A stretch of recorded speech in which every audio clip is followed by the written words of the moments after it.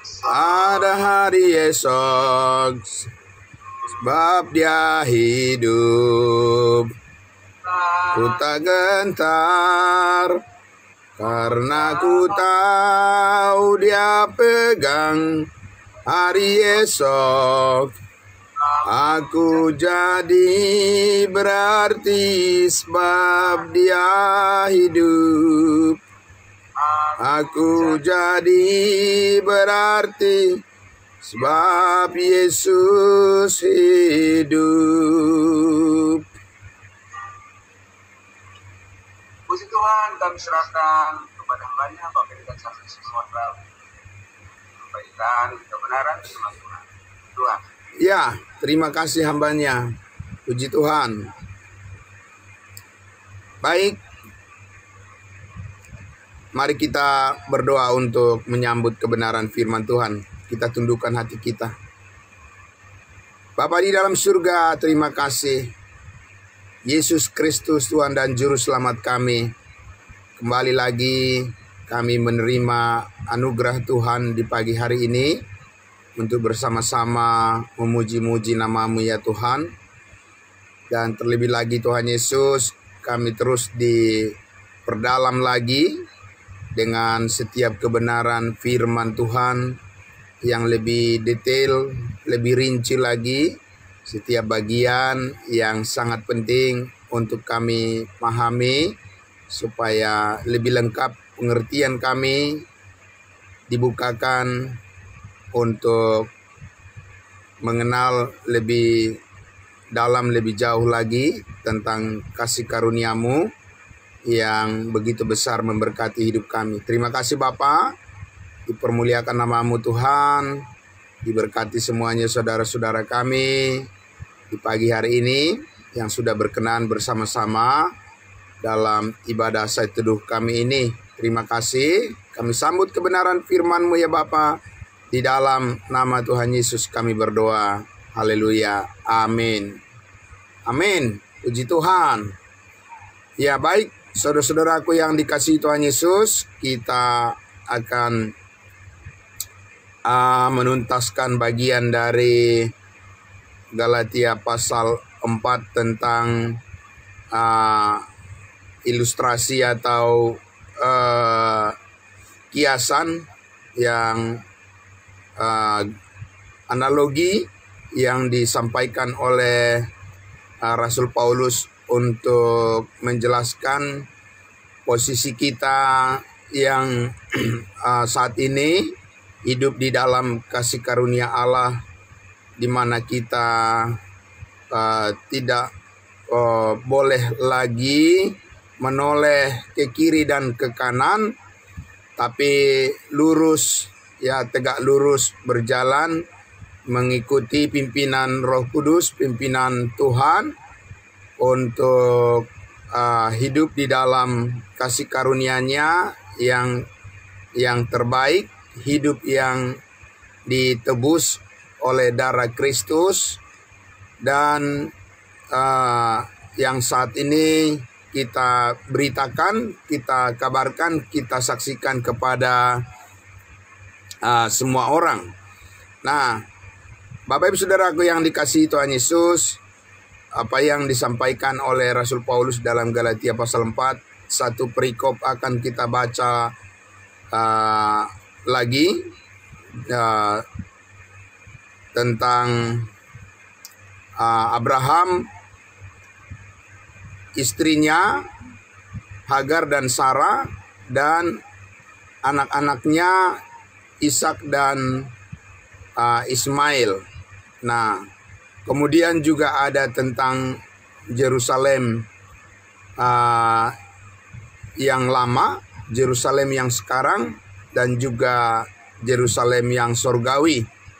Nah, di sini nanti kita harus perhatikan dengan baik, Bapak Ibu Saudaraku, ya kita harus berhati-hati untuk memahami dengan baik bagian firman Tuhan yang disampaikan oleh Rasul Paulus ini, supaya kita jangan salah paham, ya supaya kita tidak salah mengerti apa yang dimaksudkan oleh Rasul Paulus khususnya di ayatnya yang ke-26 dan juga ayatnya yang ke-28. Jadi Bapak Ibu Saudara, kita harus benar-benar mendengarkan dengan baik ya penjelasan yang akan saya sampaikan berikut ini, supaya tidak sampai gagal paham apa maksudnya ya kiasan yang disampaikan Rasul Paulus di ayat 26 dan juga ayatnya yang ke-28 ya. Jadi saya akan membacakan secara lengkap Galatia pasal 4 ayat 21 sampai ayatnya yang ke-31. Ya, sudah siap Bapak Ibu Saudara? Oke, saya akan membacakan untuk kita semuanya. Mulai dari ayat 21. Di situ judul perikopnya dibuat dalam Alkitab yang berbahasa Indonesia, Hagar dan Sarah. Ayat 21. Katakanlah kepadaku, hai kamu yang mau hidup di bawah hukum Taurat. Tidakkah kamu mendengarkan hukum Taurat?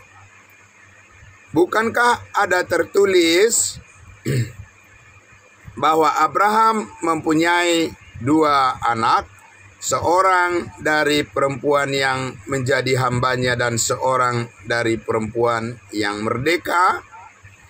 Tetapi anak dari perempuan yang menjadi hambanya itu diperanakkan menurut daging, dan anak dari perempuan yang merdeka itu oleh karena janji.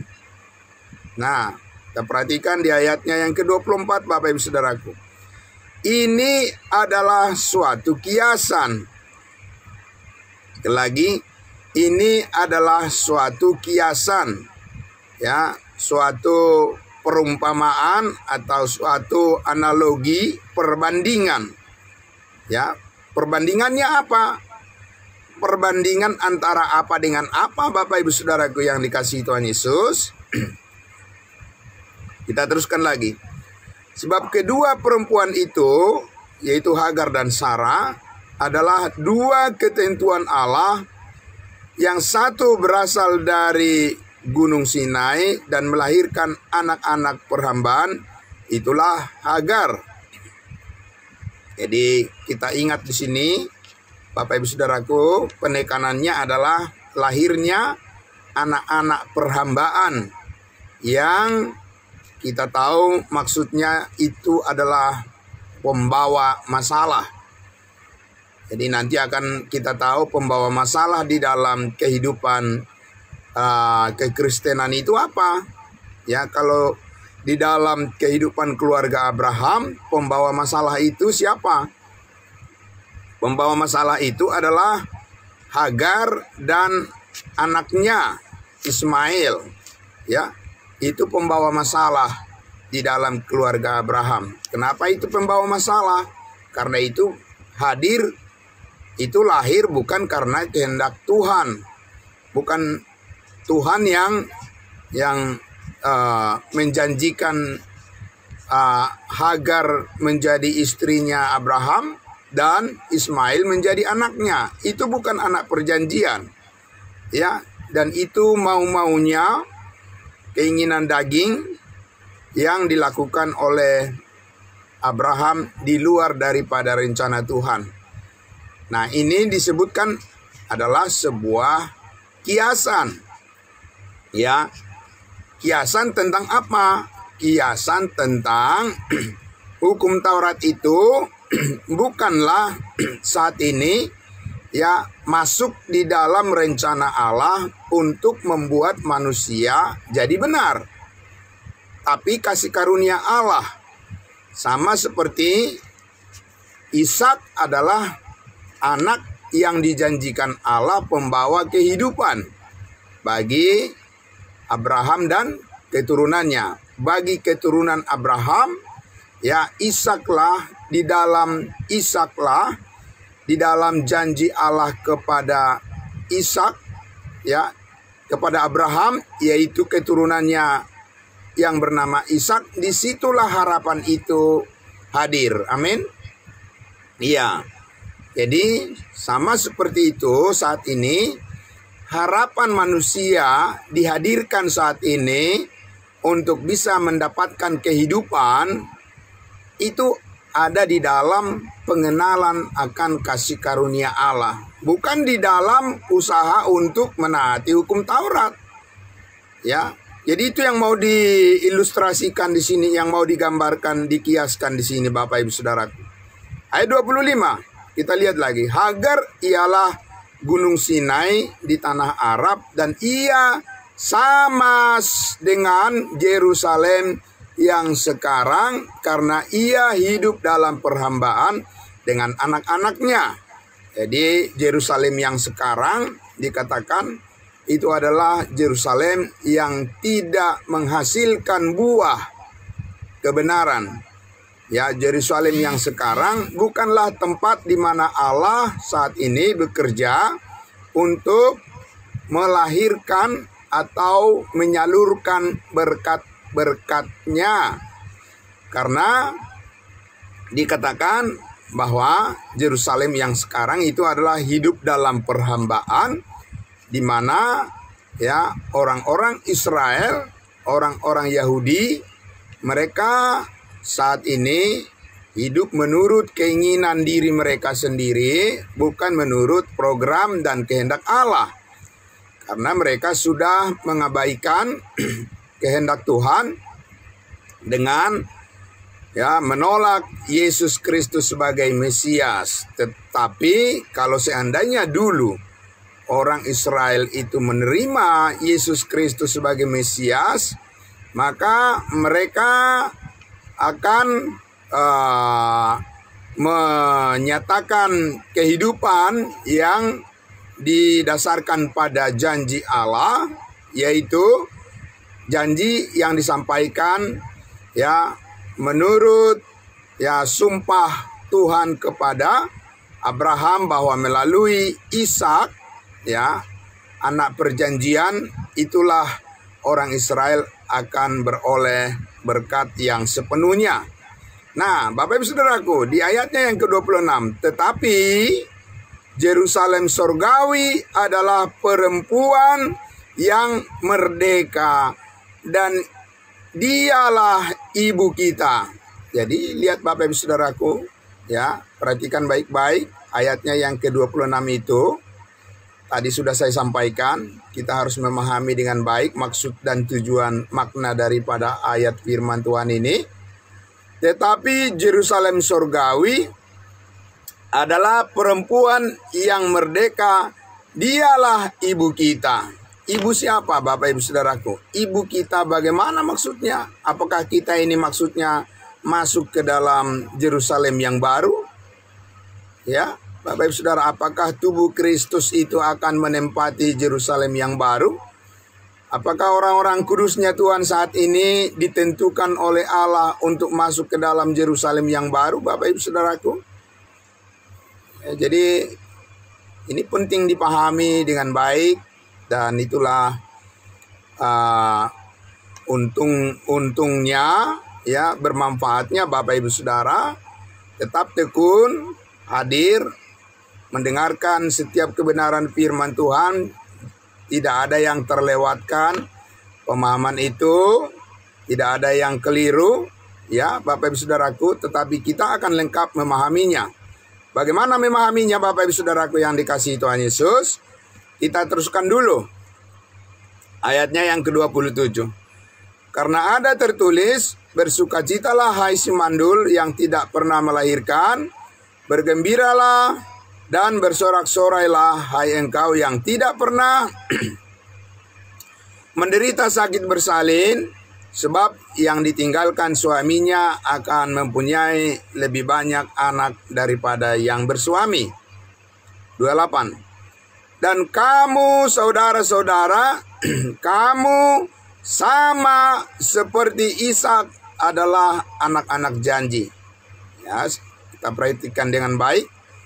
Ya, dan kamu saudara-saudara, kamu sama seperti Ishak adalah anak-anak janji.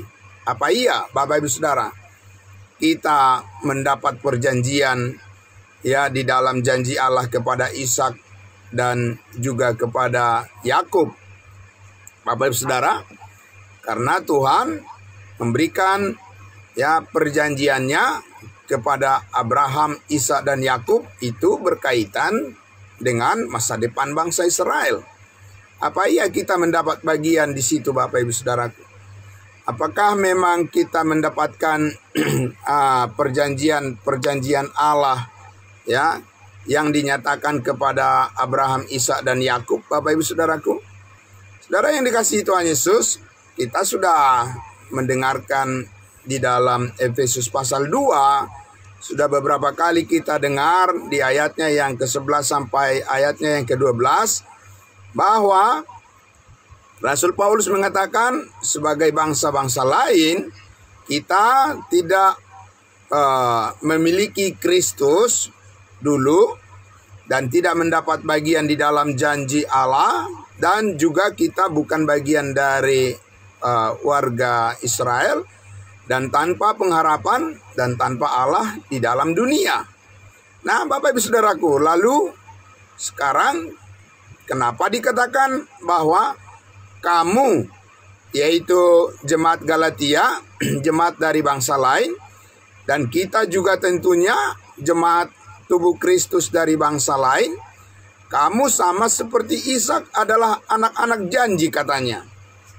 Jadi Bapak Ibu Saudaraku, untuk memahami hal ini, kita harus kembali kepada pernyataan daripada Rasul Paulus di ayatnya yang ke-23 tadi, di mana dikatakan ayatnya yang keberapa? Ayatnya yang ke-24 ya. Ayatnya yang ke-24 itu di mana dikatakan ini adalah suatu kiasan. Ya, Bapak Ibu Saudaraku. Bukan makna sebenarnya bahwa kita bahwa ibu kita adalah Yerusalem surgawi, dan bahwa kita adalah anak-anak janji seperti Ishak. Itu adalah sebuah kiasan. Kiasan tentang apa? Kiasan tentang kasih karunia saat ini, Bapak Ibu Saudaraku. Ya, jadi diperbandingkan. Ya, apa yang diperbandingkan antara apa dengan apa? Bapak Ibu Saudaraku, antara Ishak sebagai anak janji, ya, anak perjanjian, ya, dibandingkan pertama-tama dengan Ismail, anak yang bukan perjanjian, dibandingkan, dikiaskan, hal itu mengkiaskan, mengumpamakan bahwa sekarang kita adalah ya orang-orang percaya yang menerima kasih karunia Tuhan, di mana Tuhan mengaruniakan kepada kita janji keselamatan di dalam Yesus Kristus, dan menerima kasih karunia itu dengan cuma-cuma. Dan saat ini kita memahami bahwa kehidupan yang kita peroleh dari Kristus berdasarkan kasih karunia-Nya, dan bukanlah berdasarkan karena kita menaati hukum Taurat. Karena hukum Taurat itu dikiaskan oleh Hagar dan juga Ismail yang disebut dengan anak-anak yang bukan janji, ya, atau yang disebutkan sebagai keturunan perhambaan. Ya, sedangkan ya Yerusalem surgawi itu dikiaskan ya sebagai perempuan yang merdeka yang disebut dengan Sarah. Nah, tapi ini adalah merupakan kiasan untuk menjelaskan bahwa saat ini kita hidup di dalam kemerdekaan kasih karunia Allah. Ya, sekali lagi, semuanya itu mengkiaskan, menggambarkan atau mengumpamakan makna sebenarnya adalah bahwa sekarang ini kita hidup di dalam kemerdekaan kasih karunia Allah, Dan kita tidak boleh kembali lagi kepada sistem hukum Taurat, karena itu adalah merupakan cara hidup yang membawa setiap orang kembali kepada kehidupan yang lama, kepada kedagingan, yaitu kepada kehidupan yang disebut sebagai perhambaan, ya, sebagai perbudakan atau sebagai belenggu. Nah, jadi Bapak Ibu Saudaraku yang dikasihi Tuhan Yesus, jadi kita sangat berhati-hati memahami di sini bahwa Paulus tidak sedang mengatakan bahwa kita tubuh Kristus, orang percaya, ya, orang-orang yang beriman kepada Yesus Kristus saat ini, bahwa kita, pengharapan kita adalah kepada Yerusalem surgawi. Tidak, bukan itu yang dijelaskan di sini Bapak Ibu Saudaraku. Itu adalah sebagai perumpamaan, sebagai kiasan tentang kemerdekaan hidup yang kita peroleh saat ini di dalam kasih karunia Tuhan, dan bukan di dalam ketaatan kepada hukum Taurat, ya Bapak Ibu Saudaraku. Jadi saudaraku yang dikasihi Tuhan Yesus, di ayatnya yang ke-29 itu, ya, ditegaskan lagi ayat 29, kita lihat di situ dikatakan, tetapi seperti dahulu dia yang diperanakan menurut daging, ya, yaitu Ismail, ya, yaitu Hagar, yang diperanakan menurut daging, ya, yang tidak dikehendaki oleh Allah kehadirannya, menganiaya yang diperanakan menurut roh, demikian juga sekarang ini. Makin jelas Bapak Ibu Saudaraku, ya. Jadi peristiwa direkonstruksi ulang, katakanlah begitu, ya, direkonstruksi ulang oleh Rasul Paulus tentang cerita, ya, pembawa masalah di dalam kehidupan Abraham itu, oleh karena Abraham pernah melakukan kekeliruan di hadapan Tuhan, ya, dia membuka pintu, ya, pintu di dalam kehidupan keluarganya, yaitu pintu untuk hadirnya pembawa masalah di dalam kehidupannya. Jadi bukan Tuhan yang membuat masalah itu, Bapak Ibu Saudaraku, ya. Jadi kalau sekarang ini terjadi masalah-masalah di dalam kehidupan kita orang percaya, bukan Tuhan yang membuat itu. Jangan salahkan Tuhan, jangan ngambek sama Tuhan. Amin. Iya Bapak Ibu Saudaraku, kita jangan ngambek sama Tuhan kalau kita banyak menghadapi masalah-masalah. Bukan Tuhan yang membuat itu. Jadi jangan keliru memahami, jangan keliru kita memahami pribadi Tuhan Bapak Ibu Saudaraku, ya. Ya, sekali lagi kita harus mengerti bahwa kasih karunia Tuhan itu, ya, selalu menghadirkan solusi, jalan keluar, ya, sesuai dengan janji Allah kepada kita Bapak Ibu Saudaraku, ya. Jadi ya, bukan Tuhan yang menghadirkan masalah di dalam kehidupan keluarga Abraham. Dia sendiri yang membuka masalah itu dan menanggung risikonya, ya, tentunya Bapak Ibu Saudaraku. Jadi saudaraku yang dikasihi Tuhan Yesus, karena itulah dikatakan di ayat 29, seperti dahulu dia yang diperanakan, yaitu, ya, Hagar dan Sarah yang diperanakan menurut, ya, daging, menganiaya yang diperanakan menurut roh, demikian juga sekarang ini. Siapa menganiaya siapa di dalam keluarga Abraham, Bapak Ibu Saudara? Ya, Ismail menganiaya Ishak, ya, Bapak Ibu Saudaraku yang dikasihi Tuhan Yesus, ya. Jadi sesudah Ishak lahir itu kan Ismail masih ada di sana. Kenapa? Karena Abraham tidak mau mengusir Hagar dan Ismail dari rumahnya, karena Abraham begitu menyayangi, ya begitu mengasihi, begitu menyayangi Hagar dan Ismail, sehingga Abraham berpikir bahwa ya hasil daripada keputusannya yang keliru itu bisa tetap bersama-sama ya di dalam berdampingan dengan ya keputusan Tuhan, janji Tuhan dengan hadirnya Ishak di dalam keluarganya. Tapi Tuhan tidak mau campur aduk, Bapak Ibu Saudaraku. Amin. Iya, Saudara. Tuhan tidak mau dicampur adukan antara rencana Allah dengan rencana manusia. Harus ada pemisahan, amin. Itu namanya prinsip kekudusan. Ya. Jadi bahwa Abraham ingin menolong Tuhan, ya, supaya cepat-cepat dia mempunyai keturunan. Itu keinginan daging dia, itu adalah buah daripada ketidaksabaran dia. Ya. Dan itu bukan bagian dari damai sejahtera yang masuk di dalam ya janji Allah kepada Ishak.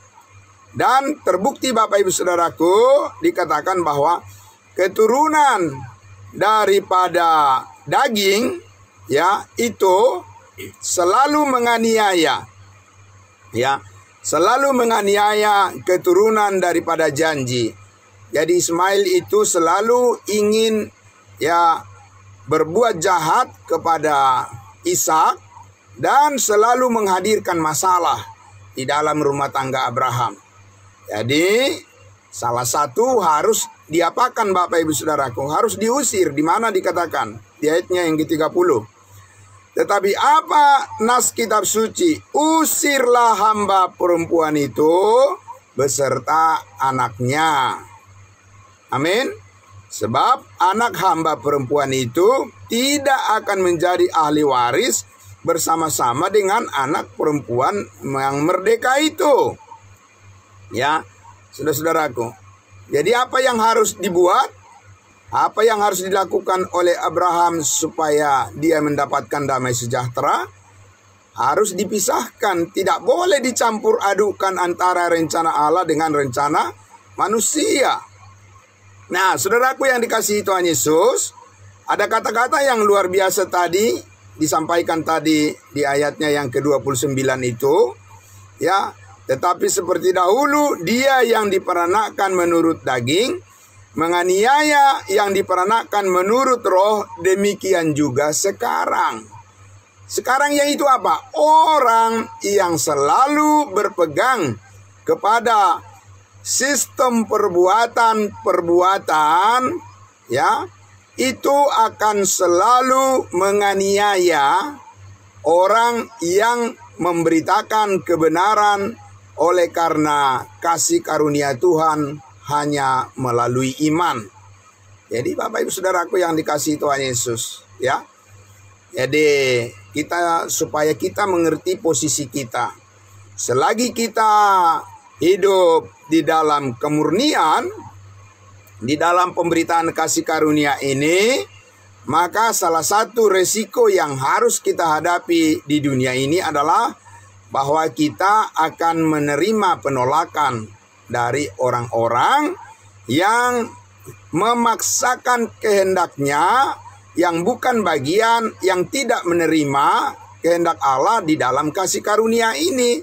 Dan itu sudah digambarkan oleh kehidupan daripada Hagar dan Ismail, ya, yang selalu menganiaya ya Ishak dan menganiaya Sarah, ya, oleh karena memang mereka hadir, yaitu Hagar dan Ismail, bukanlah kehendak Tuhan, tapi itu adalah keinginan daging sebagai risiko yang harus diterima oleh Abraham akibat daripada ketidaksabaran, akibat daripada kekhawatiran, dan akibat daripada keputusannya ya yang tidak menantikan waktu Tuhan yang tepat, karena dia meragukan janji Tuhan tentang kelahiran daripada Ishak, di mana Tuhan menghendaki supaya waktu Tuhanlah waktu yang terbaik. Dan Bapak Ibu Saudaraku yang dikasihi Tuhan Yesus, apa maknanya? Apa ya yang kita dapat pelajari dari kiasan yang disampaikan oleh Rasul Paulus di sini, Bapak Ibu Saudaraku, tentang Yerusalem yang lama dengan Yerusalem yang baru atau Yerusalem surgawi. Dikatakan di situ bahwa Yerusalem surgawi itu adalah perempuan yang merdeka dan dialah ibu kita. Artinya apa? Ini adalah sebuah kiasan, Bapak Ibu Saudaraku, bahwa Yerusalem baru itu, Yerusalem surgawi itu adalah milik daripada bangsa Israel, yang mana Yerusalem surgawi itu nanti akan turun dari sorga ke bumi yang baru, dan di sanalah orang-orang Israel yang dibebaskan, orang-orang Israel yang diselamatkan, orang-orang Israel ya, orang-orang Israel rohani akan menempati Yerusalem surgawi atau Yerusalem baru di saat dimana Kristus Yesus ya, setelah dia datang ke dunia ini untuk kedatangannya yang kedua kali, persisnya adalah sesudah selesai masa kerajaan 1000 tahun di bumi ini. Nah, saudaraku yang dikasihi Tuhan Yesus, dan itu adalah merupakan ilustrasi, itu adalah merupakan kiasan ya terhadap posisi kita saat ini di dalam kasih karunia Allah, bahwa kita adalah anak-anak yang telah dimerdekakan sepenuhnya, dan kita tidak boleh ya mencampur adukan hidup kita ini dengan rencana-rencana ya manusia, dengan rencana-rencana atau dengan pengajaran-pengajaran yang keliru, yang tidak bersesuaian dengan ya pikiran Kristus, tidak bersesuaian dengan ya pimpinan daripada Roh Kudus berkaitan dengan kita sebagai tubuh Kristus saat ini. Sehingga Bapak Ibu Saudaraku, ya betapa pentingnya kita harus teliti, betapa pentingnya kita harus memahami secara detail. Tidak bisa hanya sepintas-sepintas saja Bapak Ibu Saudaraku. Memahami kebenaran firman Tuhan di dalam kasih karunia ini, harus kita mendapatkan pemahaman kebenaran yang dibagi dengan tepat. Tidak boleh dengan ya firman Tuhan yang dicampur aduk, Bapak Ibu Saudaraku yang dikasihi Tuhan Yesus ya. Jadi kemarin saya sudah sampaikan juga ya, kekeliruan daripada banyak ya umat Kristen saat ini adalah asalkan saja ya disampaikan dari mimbar gereja, dia berpikir bahwa itu sudah benar.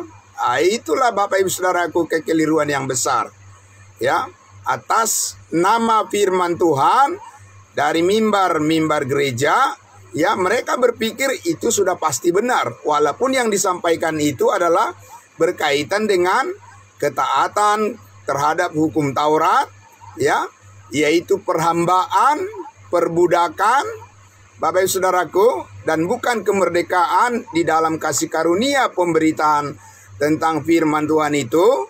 Tapi Bapak Ibu Saudaraku yang dikasihi Tuhan Yesus, semua orang harus menerima resiko akibat dari pilihan-pilihannya sendiri. Makanya Rasul Paulus menjelaskan kepada kita bahwa dikatakan tadi, Bapak Ibu Saudaraku, apa yang dikatakan Tuhan supaya Abraham bisa menikmati ya sepenuhnya janji Tuhan yang murni di dalam kehidupannya, yaitu damai sejahtera itu. Apa yang harus dilakukan Abraham? Tuhan katakan apa? Usirlah apa? Ya, ayat 30 tadi. Tetapi apa yang dikatakan kitab suci? Usirlah hamba perempuan itu beserta anaknya, sebab anak hamba perempuan itu tidak akan menjadi ahli waris bersama-sama dengan anak perempuan yang merdeka itu. Jadi Bapak Ibu Saudaraku, lihatlah saudaraku, betapapun Abraham ya mengasihi Ismail dan juga Hagar, itu menurut dia. Ya Bapak Ibu Saudaraku, itu menurut konsep Abraham sendiri. Itu bukan menurut Tuhan. Ya Bapak Ibu Saudaraku, kalau kita pikir-pikir secara manusia, ya iyalah, ya kan, apa sih salahnya ya Hagar dan Ismail itu ya hidup bersama-sama dengan Abraham, iya kan? Ya toh juga itu tidak merugikan Abraham kan? Abraham kan mendapat keturunan yang banyak, Bapak Ibu Saudaraku. Ya kan? Dia juga mendapat istri lebih dari satu. Apa sih salahnya, Bapak Ibu Saudaraku? Dia sudah lahir juga Ismail, itu apa sih salahnya?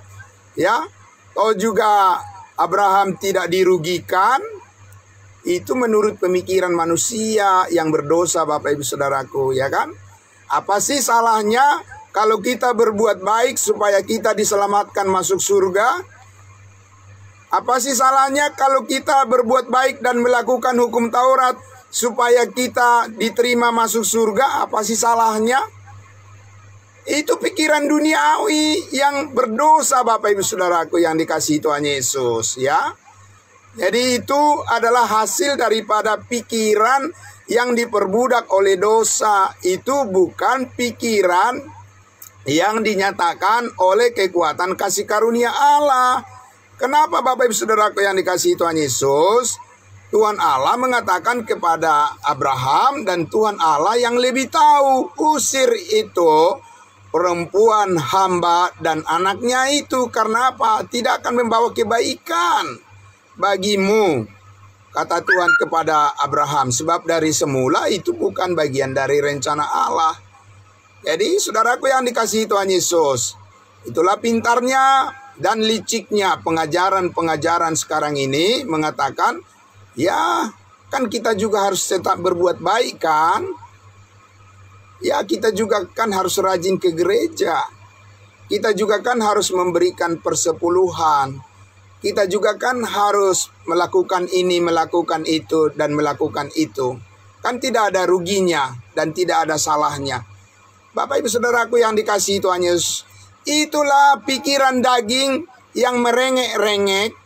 Bapak Ibu Saudaraku, itu yang disebutkan oleh Rasul Paulus di pasal 4 yang sebelumnya sudah kita bahas. Itulah roh pengemis, ya, roh pengemis dunia yang ingin memperhamba orang-orang percaya itu kembali, ya, ingin mengembalikan hidup mereka kepada dunia ini. Dan tidak sedikit orang percaya yang sudah berhasil dikembalikan oleh iblis kembali kepada dunia, mencintai dunia lagi. Tidak ada salahnya kan? Ya kan? Tidak salahnya untuk kembali ya kepada bergabung dengan orang-orang yang tidak diselamatkan, orang-orang yang tidak hidup di dalam kasih karunia Allah, ya. Kan begitu Bapak Ibu Saudaraku. Nanti kalau meninggal siapa yang mengubur kita katanya. Ya, Bapak Ibu Saudaraku, jadi sudah pikiran-pikiran duniawi semua yang disodorkan di situ untuk membenarkan ya tindakannya itu, bahwa dia merengek-rengek ingin kembali kepada persekutuan yang tidak di dalam kemurnian kasih karunia Allah. Dia, ya Bapak Ibu Saudaraku, ya membiarkan dirinya di dalam dikuasai oleh kecemburuan. Ya, apa sih salahnya ya Hagar dan Ismail itu? Ya toh tidak merugikan Abraham. Itu kan istri dan anaknya juga.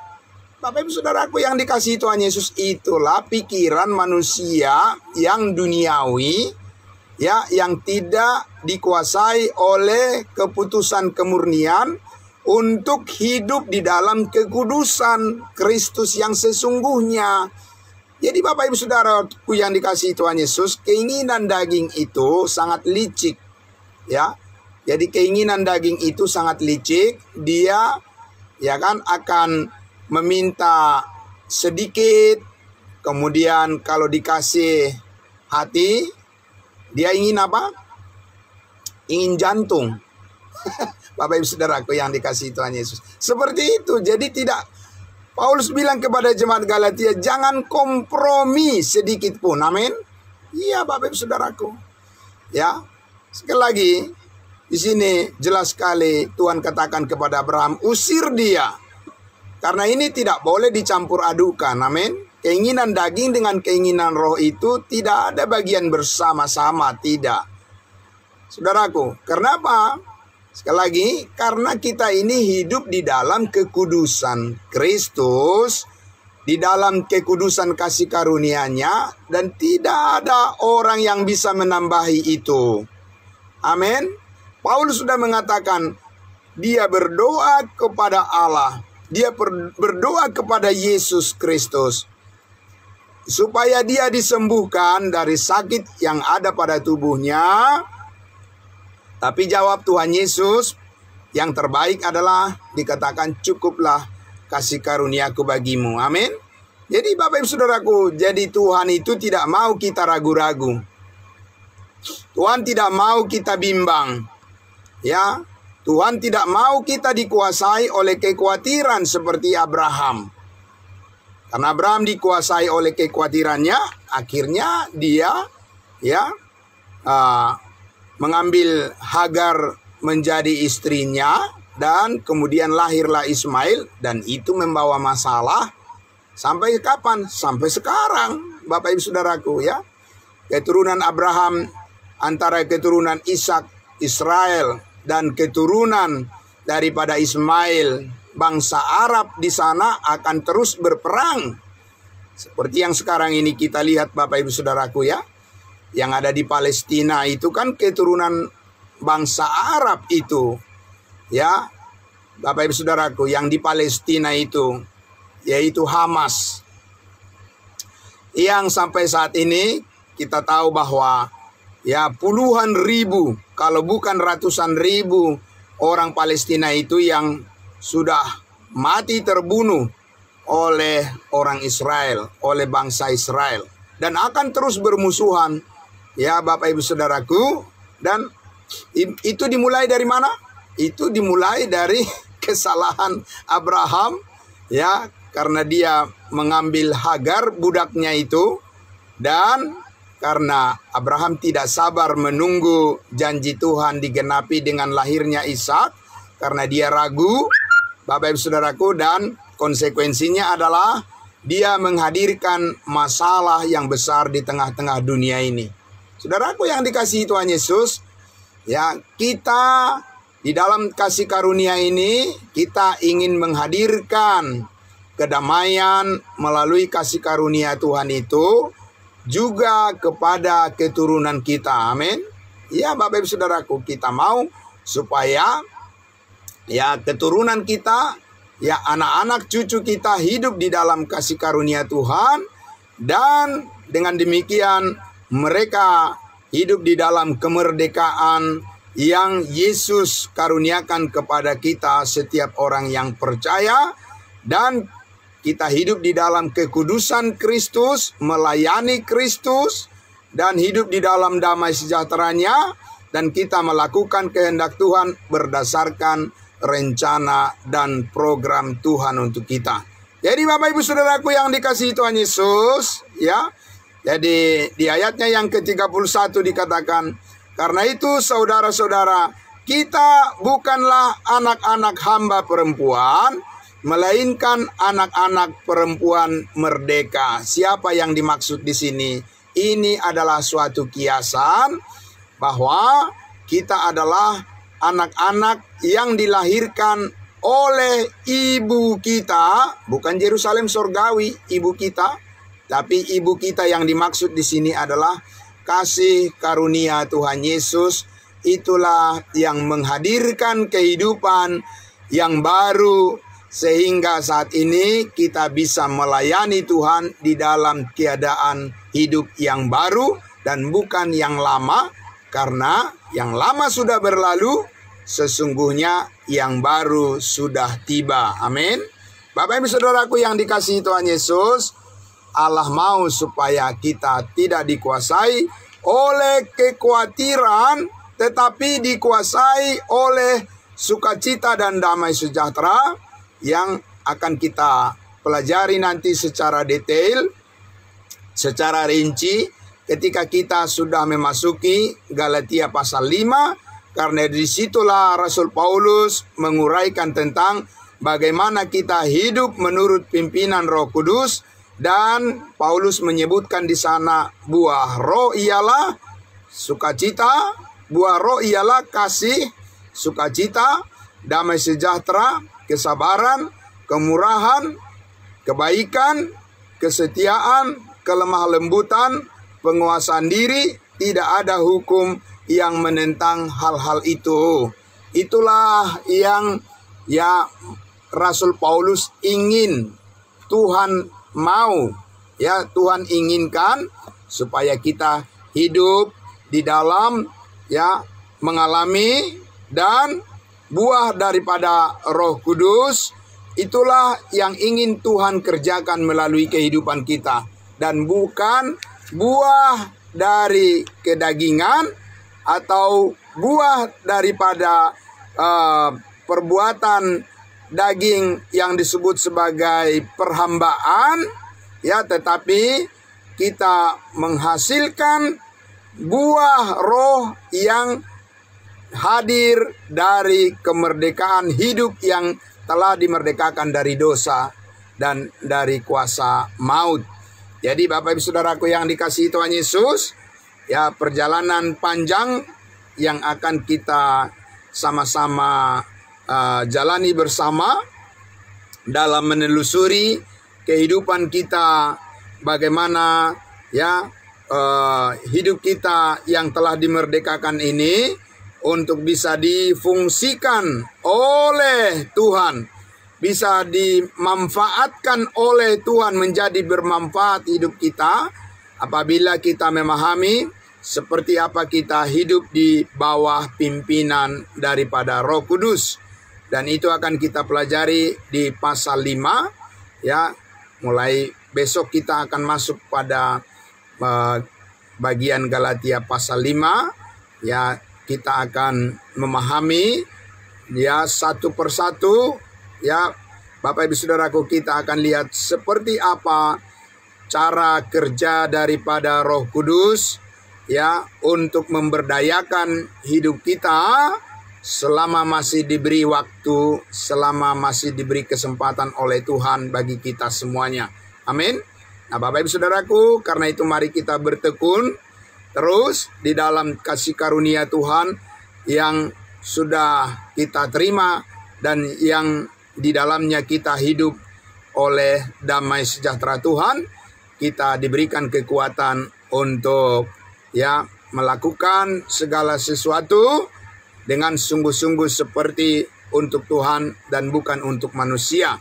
Karena kita tahu bahwa dari Tuhanlah kita menerima upah yang besar, dan Kristus Yesus adalah Tuhan yang kita layani, dan kita semuanya adalah hamba-hamba yang telah dimerdekakan. Amin. Mari kita berdoa. Bapa di dalam surga, terima kasih Tuhan Yesus oleh karena tuntunan-Mu begitu dalam, begitu luas, dan begitu sangat jelas Bapa di surga untuk membukakan pikiran kami, menanamkan di dalam hati dan pikiran kami bahwa kami ini adalah anak-anak Tuhan yang telah dibebaskan dari kuasa dosa, yang telah dimerdekakan dari ketakutan, dari ancaman, dari kekhawatiran, karena di dalam Yesus Kristus kami menerima damai sejahtera-Mu. Oleh sebab hidup kami telah diselamatkan dan kami telah dibangkitkan bersama-sama dengan Kristus Yesus, dan hidup kami adalah hidup yang selama-lamanya ada bersama-sama dengan Kristus Yesus Tuhan kami, dan hidup kami sangat berharga di mata Tuhan, dan karena itu kami harus menghargai hidup yang Tuhan karuniakan ini semata-mata kami persembahkan untuk memuliakan-Mu saja. Terima kasih Bapa di surga, diberkatilah semua saudara-saudara seiman kami yang sudah bergabung di pagi hari ini. Dan biarlah apa yang kami kerjakan hari ini, semua kami lakukan dengan sukacita dan ucapan syukur, dan dengan dorongan hati yang selalu ingin agar orang lain mendapatkan manfaat, orang lain bisa mendengarkan kebaikan, kebenaran Tuhan melalui firman kasih karunia-Mu. Terima kasih Bapa dalam surga, di dalam nama Tuhan Yesus kami berdoa. Haleluya. Amin. Amin. Terima kasih saudara-saudaraku. Selamat pagi untuk kita semuanya. Salam sehat buat kita semuanya. Terima kasih Bapak Ibu semuanya. Ya, selamat pagi. Saya kembalikan pada hambanya Bapak Pendeta Pardosi. Ya, salam. Salam kudus buat kita semua. Amin.